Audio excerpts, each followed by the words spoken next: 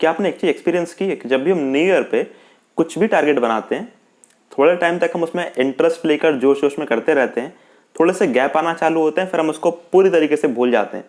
फिर हमको दूसरे लोग याद दिलाते हैं कि तुम्हारा टारगेट था, तुमको पता भी है। वैसे मेरे साथ भी पहले बहुत ज़्यादा होता था, मतलब कि कुछ भी टारगेट बनाए, 2-3 दिन किया, फिर कंप्लीटली गायब। लेकिन फिर धीरे धीरे चीज़ें इंप्रूव की मैंने द पावर ऑफ कंपाउंडिंग की मदद से। यानी कि कैसे हम चीज़ों को स्लो स्टार्ट करें, लेकिन ओवर द टाइम वो बिल्डअप होते होते बहुत ही बड़ी चीज़ बन जाती हैं। और कंपाउंडिंग से हमको लगता है कि डायरेक्टली हम सिर्फ फाइनेंस की बात कर रहे हैं, पैसे की बात हो रही है, स्टॉक मार्केट। वेल, ये एक पार्ट है, लेकिन ये पूरा पार्ट नहीं है। यानी कि compounding is equals to finance नहीं है, बट यहाँ पे कंपाउंडिंग लाइफ के हर पार्ट में अप्लाई हो सकता है, जैसे कि skill building, health, social status, relationships, हर जगह अप्लाई हो सकता है। कैसे? सपोज मैंने एक टारगेट लिया कि मेरे को इस साल बॉडी बनानी है, 6 पैक्स बनाने हैं, एब्स होने चाहिए। तो अब मेरे माइंड में मेन इमेज क्या होगी? हाँ, मेरे को एब्स चाहिए। यानी कि अब मैं जाके जिम में वो मेहनत करूंगा जिसके एब्स हैं। वो जितनी मेहनत करता है मैं भी उतनी मेहनत करना स्टार्ट कर दूंगा पहले दिन से। एक दिन करूंगा, घर पे आके हाथ पैर दर्द होने लग जाएंगे। अगले दिन थोड़ी बहुत हो पाएगा, तीसरे दिन से छुट्टी, और चौथे दिन से तो खत्म, टारगेट क्या था भूल गए। अब मैं यहाँ पे इम्प्रूवमेंट क्या कर सकता था कि सबसे पहले जाकर मैं बेसिक सा स्टेप लेता कि मुझे एब्स तो चाहिए, बट कल नहीं चाहिए, मेरे को एब्स चाहिए 1 साल के बाद।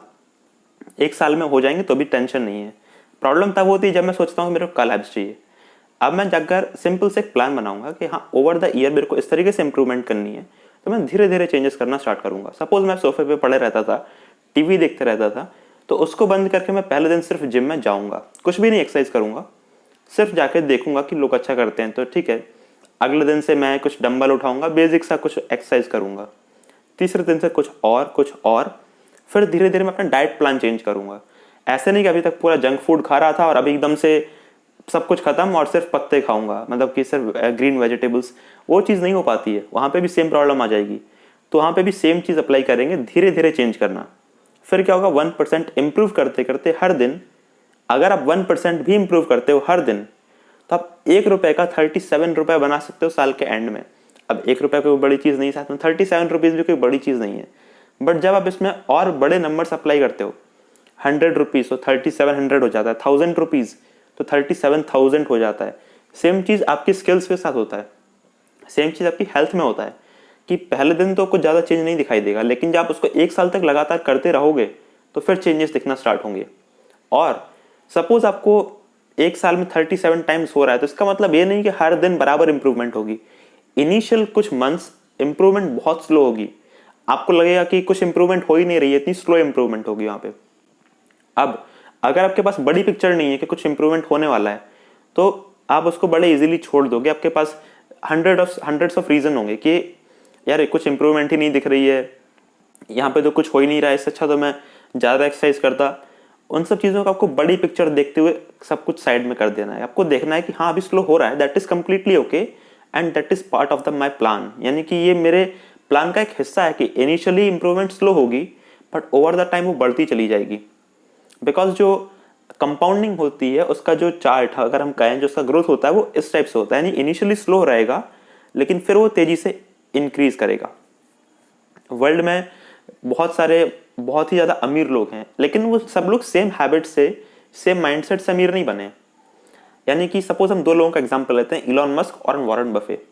आज के टाइम पे बहुत ही अमीर लोग हैं दोनों के दोनों। वेल, हम इस लेवल पे कंपेयर नहीं कर सकते कि नंबर 1 है, नंबर 4 है, क्योंकि उनको भी उस चीज़ से कोई फर्क नहीं पड़ता है।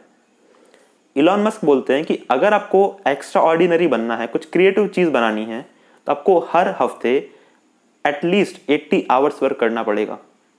80 आवर्स विच मीन्स अगर आपका 5 वर्किंग डेज होता है एक वीक के अंदर, तो आपको 16 आवर्स वर्क करना पड़ेगा एवरी सिंगल डे। तब फिर आप वहां पर कुछ एक्स्ट्रा ऑर्डिनरी बना पाओगे और वर्ल्ड में आप एवरेज लोगों से ऊपर उठ पाओगे। और वो ऐसा लगातार करते आए हैं इलॉन मस्क, इसलिए आज उस लेवल पर हैं। उसी टाइम पे वॉरेन बफे वो क्या बोलते हैं कि जितना काम करना है उतना करो आराम से, अपने आप को हेल्दी रखो और अपने पैसे को बढ़ने दो। वो भी 4th रिचेस्ट पर्सन है पूरे वर्ल्ड में। आप सोचिए, डिफरेंट माइंडसेट है दोनों लोगों का, लेकिन वो लोग अपने माइंडसेट के ऊपर स्टिक रहते हैं, यानी कि उससे लगातार उसी पे वर्क करते हैं। ऐसा नहीं कि वॉरेन बफे बोल रहे हैं कि यार इलॉन मस्क बहुत तेजी से बढ़ रहा है क्योंकि 16 आवर्स पर डे वर्क करता है, पर मैं तो 8 आवर्स ही वर्क कर रहा हूँ, तो मैं ऐसा करता हूँ मैं भी डबल वर्क करूंगा और मैं इलॉन मस्क से भी ज़्यादा वर्क करूंगा, तो मेरा पैसा और तेजी से बढ़ेगा। या फिर इलॉन मस्क ये नहीं बोलते कि वॉरेन बफे का पैसा तो बहुत तेजी से, मतलब बाद में बहुत तेजी से बढ़ा है, तो मैं भी मार्स को सब कुछ छोड़ के सिर्फ पैसा बढ़ने दूंगा। सबके अपने अलग अलग माइंडसेट हैं, अलग अलग गोल्स हैं, और उस पर वो लोग लगातार वर्क करते रहते हैं। मेन चीज कंपाउंडिंग में यही होती है कि आप उसमें गैप ना लगाओ।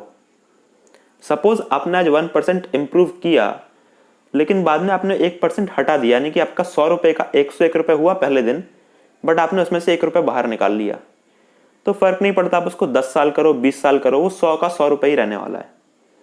असर तब दिखाई देगा जब आप उसको टच ना करो, उसको आप स्टॉप ना लगाओ उसके ऊपर, तब फिर वो बहुत तेजी से बढ़ता है। यानी कि सपोज आपने एक्सरसाइज करना चालू किया, आपको कुछ ग्रोथ दिखना चालू हुआ, लेकिन फिर बाद में आपस से आप अपने पुराने रूटीन पर आ गए, लाउजी एकदम, टीवी देखते हैं चलो वापस से आते हैं, वो होता है ना चीट डेज। अगर चीट डेज एक आध दिन का तो ठीक है, लेकिन अगर आप उसको एक हैबिट बना लेते हो कि आप एक वीक में 2-3 बार कर लेते हो, तो फिर आप कंपाउंड को खत्म करते चले जा रहे हो, कंपाउंडिंग की पावर को, और लास्ट में आपको कोई बड़ा जो चेंज नजर नहीं आएगा। इसलिए कंपाउंडिंग को लगातार बढ़ने देना चाहिए हर चीज में। जितना आप उसको अनटच रखोगे, वो भी टच मी नॉट प्लांट की तरह होता है, आपने उसको टच किया, उसने खुद को फोल्ड करना चालू कर दिया। तो जितना आपने उसको फ्रीडम दिया ग्रो करने के लिए, उतनी तेजी से बढ़ता जाएगा। तो ये मैंने आपको कंपाउंडिंग की पावर के बारे में बताया। आई होप आपको कुछ इसमें चीजें समझ में आई होंगी। Thank you very much, see you later, good bye.